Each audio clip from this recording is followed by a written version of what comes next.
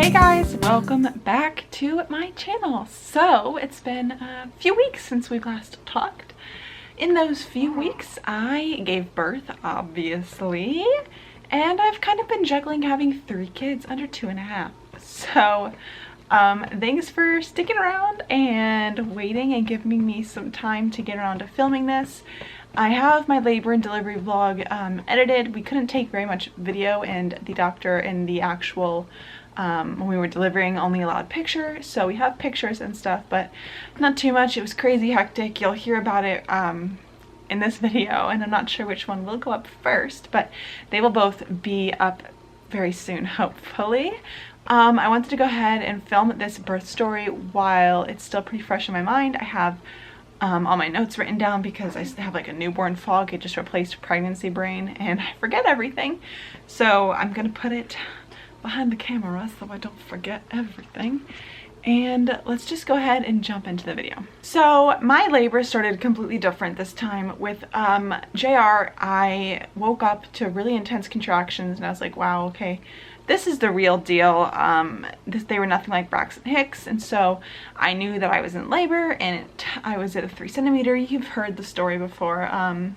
This time I woke up at 6, which was very normal. I'd been waking up at 6 for weeks to go pee, and I would go back to sleep and just wait for JR to wake up about 6:30 or 7. And I felt this little gush of what I thought was pee, and I just assumed that twin A like moved his head off of my bladder and cervix a little bit and allowed me to pee. And I was like, wow, that was nice, because when I was in the last trimester, I was like moving all sorts of ways to try and get the pee out because they were all just shoved in there. But then I started walking back to my bed and I felt something come down my leg and I was like, I don't think I peed myself, did I? And then they kept coming, and then I started soaking through a pad and I was like, I think my water broke. So I got up on the bed and I woke up Nolan and I said, Nolan. He goes, what? I said, my water broke. And he goes, are you serious? And I was like, yep. And he sprung right out of bed. We called the MIC, which is the Mother Infant Care Center. Basically, it's where you labor, deliver, and recover at the hospital I delivered at. And so called the MIC, told them I was 35 and 3 and I'm 99% sure my water just broke. I asked if I could wait a few hours to come in because I hadn't had any contractions yet, because JR's first soccer practice, which I really wanted to make it to, started in 3 hours, and they said, no, you need to come in right now. If your water already broke, you're having twins, we want to admit you. And I said, okay. So we went in and we were admitted between 7:30 and 8. And the contractions started in the car. So it was maybe an hour after my water broke that the contractions started coming, and they were intense contractions, much different than a Braxton Hick. Whenever somebody asks, how do I know if they're real contractions? I usually say, if you're questioning it, they're not real, because the real ones hurt way more than the Braxton Hicks, okay? Just saying. And so we got admitted, and they started to put my IVs in, and I remember I had to get 2 bags of penicillin because I never made it to my 36-week appointment, which is when they test you for the group B strep, which is a bacteria or infection or something that's in your vagina that can like transfer to the babies when they come out vaginally. If they do, that could affect them, but it doesn't affect mom ever. So since they weren't able to test me for that, they gave me 2 bags of penicillin and hung those up, and those would take a few hours to make their way through my IV. And then they checked me, and I was only at 3 centimeters, and it just kind of, labor had barely started, and that was just like a blow to my to how I was feeling, my confidence, because I was stuck at a 3 with my son JR my whole labor and I never progressed. So when that happened, it was just kind of like 3, the cursed number. So I was kind of upset. I didn't want to focus on it too much. Then the doctor came in who was going to deliver the boys, which wasn't my OB I had been seeing, but I really liked this doctor even more than I liked my OB. We just clicked like immediately. I really liked her. I felt comfortable with her. We went over the risks of VBAC. We went over the option of a C-section, all of that, because B was still transverse and A was head down. So there was a chance he could just drop like this, there's a chance he could go breech, or there's a chance he could go head down whenever A came out. She said she wasn't sure what would happen, it was up to the baby. So we went ahead and signed all the paperwork saying we understood that if need be, then, you know, baby B would come out C-section if needed. But she would try and deliver if he came up breech. And so I'm trying to film this quick because I have baby B in my arms right now. Baby A is starting to wake up. They're usually very, very, very good babies, but because mommy's trying to film for the first time in 2 weeks, they're not having it. So I signed all the paperwork, and then the anesthesiologist came in, and they suggest to twin pregnancies that it's not forced upon you, but they suggest that you get the epidural at some point, because if when you're in labor, since you do deliver in an OR, with multiples, just in case something was to happen, they could immediately get the second baby or both babies out if need be. And there's a bunch more people in there and everything, that you get the epidural so that they could just up the medicine if needed for the C-section, and instead of having to put you under general anesthesia if you decided to do unmedicated and something did go wrong. So I would decide I would get the epidural for that reason, until I actually got in the hospital and I started having these contractions, and they were like twice as long. It was like I was having contraction for each baby back to back. I would have my like 45-second to minute contraction, and then it would be like for 15 seconds it would kind of go away and you would think, oh, it's ending, and it would come right back for another like 45 seconds a minute.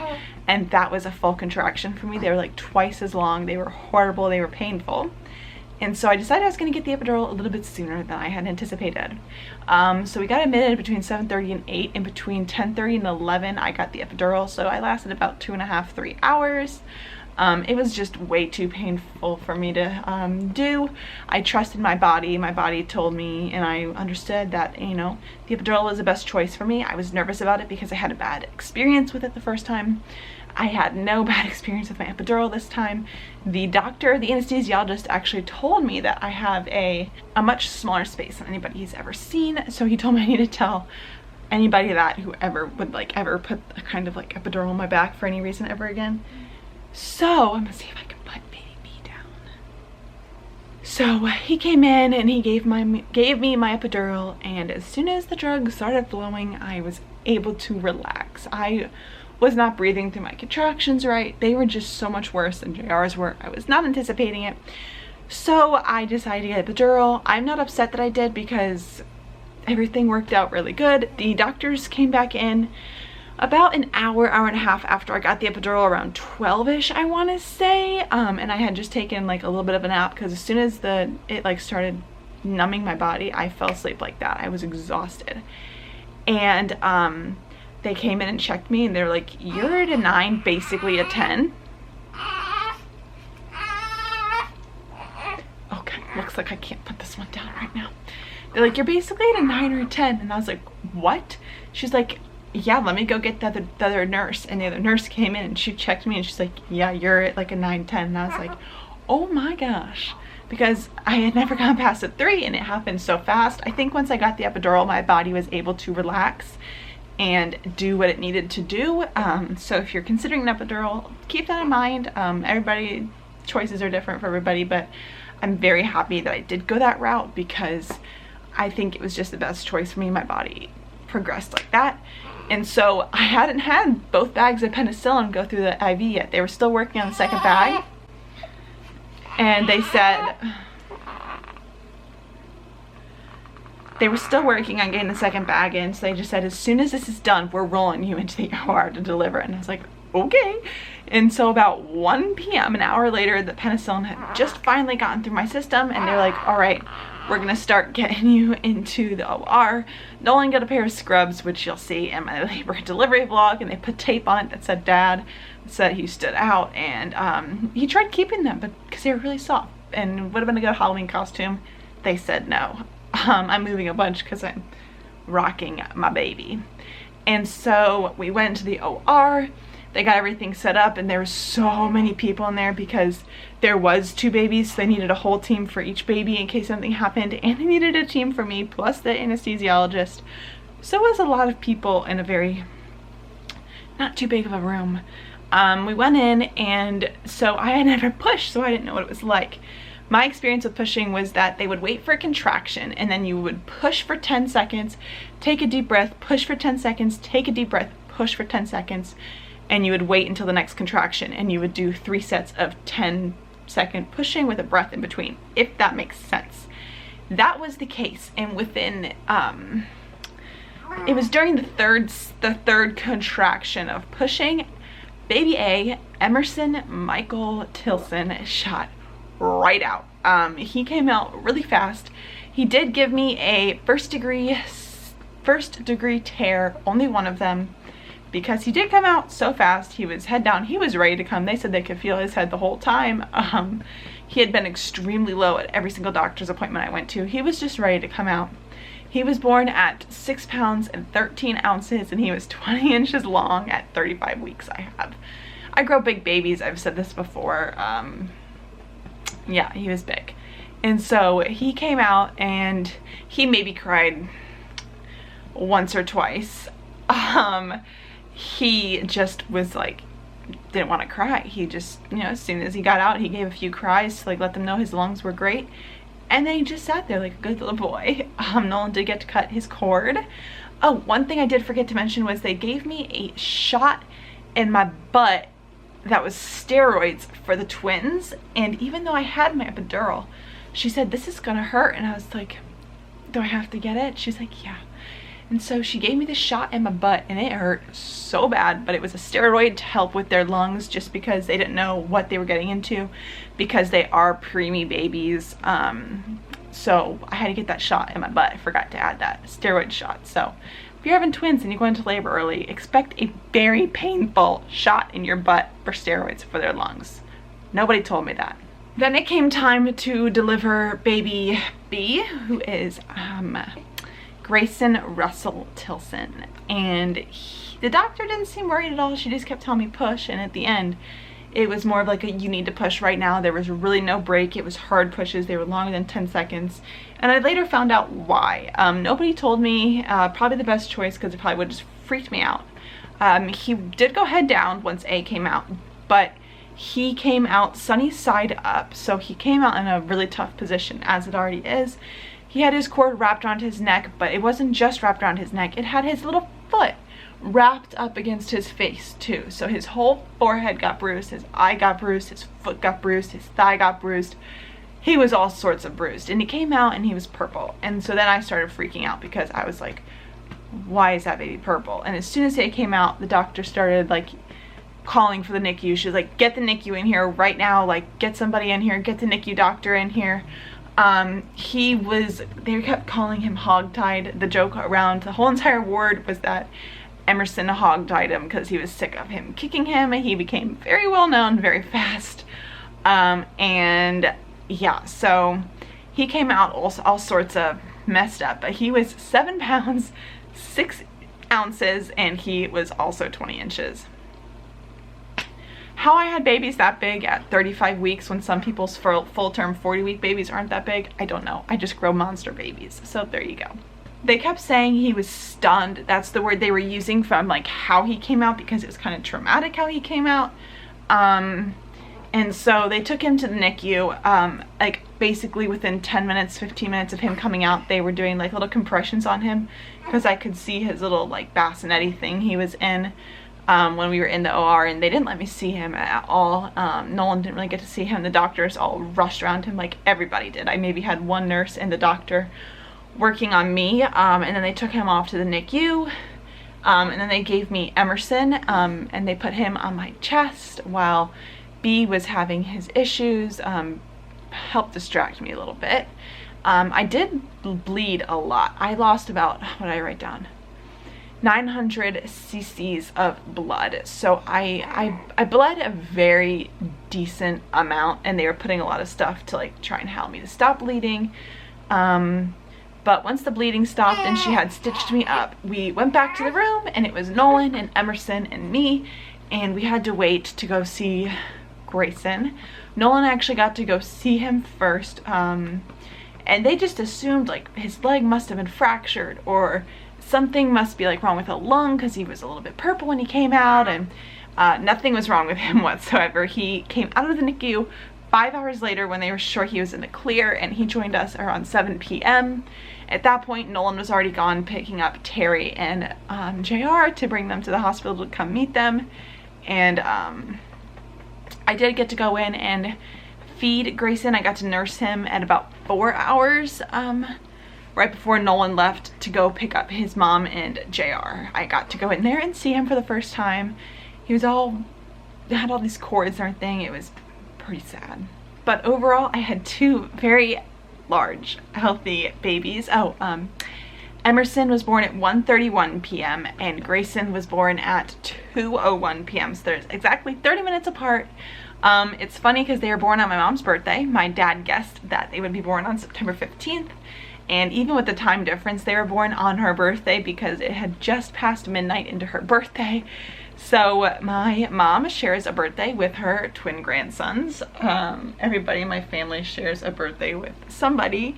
So it's pretty funny that even these 2 share a birthday with somebody. I think JR is the only one that doesn't share a birthday, but you know, there's plenty of time for that to happen. He shares a birthday with a really good family friend, if that counts.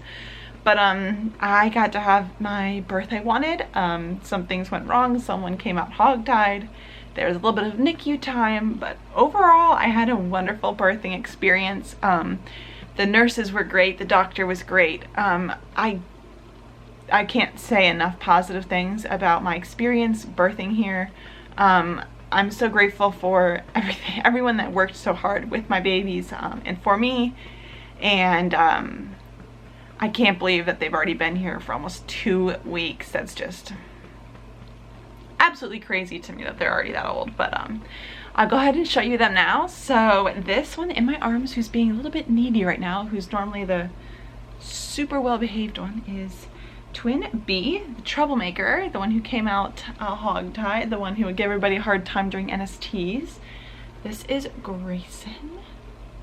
Grayson Russell, my little chunker boy. Look at those thighs. Oh my goodness.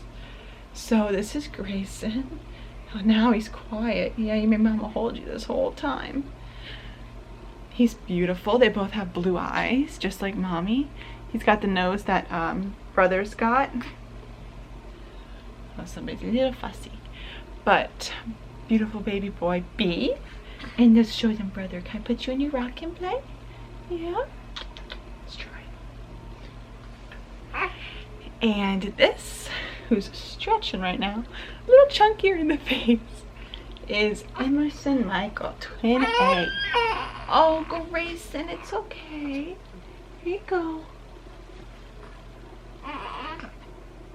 I'm about to go put my Moby wrap on after this and wear Grayson because he just needs a little mama love.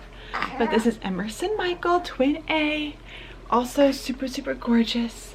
Expect some vlogs coming up soon where they'll be in them. And we'll go over the first 2 weeks and all the doctor's appointments we've had. But I wanted to go ahead and share my birth story with you guys and just encourage you that if you had a C-section, just know, it depends maybe on the hospital where you're at, but just know that, you know, a VBAC is possible. Just because you've been cut open once doesn't mean, here we go, doesn't mean you have to get cut open twice. So just keep that in mind if you are pregnant, if you've had a C-section and you want to try for a VBAC.